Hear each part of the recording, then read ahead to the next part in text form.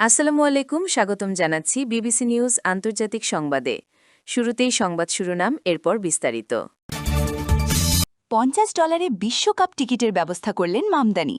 Iran যুদ্ধের কারণে কি ছেলের বিয়েতে যোগ দেবেন না ট্রাম্প? রাশিয়ায় বেশি আপন শি।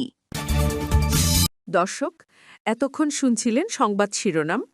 এখন বিস্তারিত।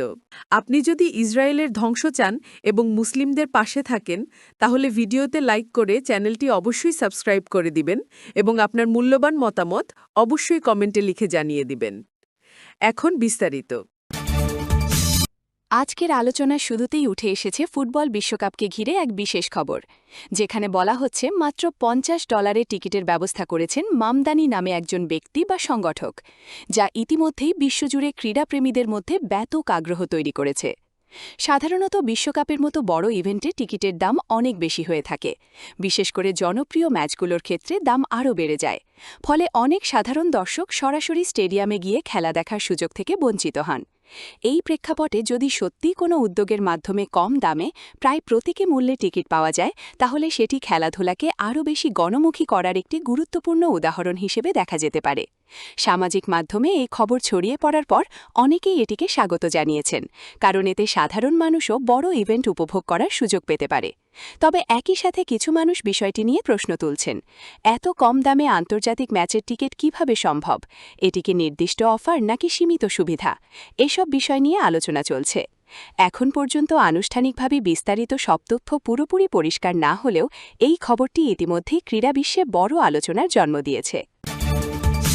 তৃতীয় খবরটি আন্তর্জাতিক কূটনৈতিক সম্পর্ক এবং রাজনৈতিক অবস্থান নিয়ে আলোচনার একটি অংশ।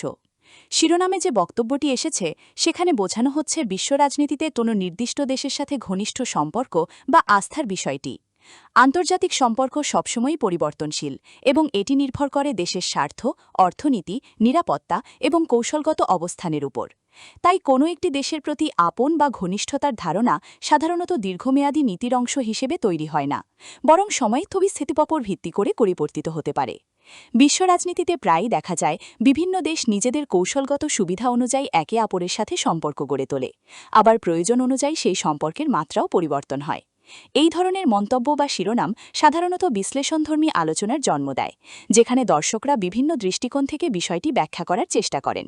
ফলে এটি একটি রাজনৈতিক বিশ্লেষণমূলক আলোচনার অংশ হিসেবেই দেখা উচিত, নির্দিষ্ট কোনো চূড়ান্ত সিদ্ধান্ত হিসেবে নয়। দ্বিতীয় খবরটি মূলত আন্তর্জাতিক রাজনীতি এবং ব্যক্তিগত জীবনের একটি আলোচিত সংযোগ নিয়ে। শিরোনামে বলা হচ্ছে, ইরান সংক্রান্ত যুদ্ধ পরিস্থিতির কারণে সাবেক মার্কিন প্রেসিডেন্ট ডোনাল্ড ট্রাম্প তার ছেলের বিয়েতে যোগ দেবেন কিনা এই প্রশ্ন সামনে এসেছে।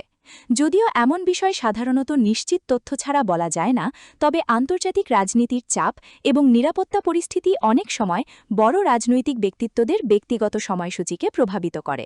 বিশ্ব রাজনীতিতে, বিশেষ করে মধ্যপ্রাচ্য অঞ্চলের পরিস্থিতি যখন উত্তেজনাপূর্ণ থাকে, তখন বিভিন্ন দেশের শীর্ষ পর্যায়ের নেতাদের ওপর বাড়তি নিরাপত্তা ব্যবস্থা ও দায়িত্ব তৈরি হয়।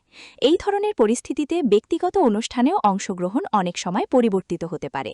তবে এখানে গুরুত্বপূর্ণ বিষয় হল, এখন পর্যন্ত এমন কোনো চূড়ান্ত বা আনুষ্ঠানিক ঘোষণা পাওয়া যায়নি।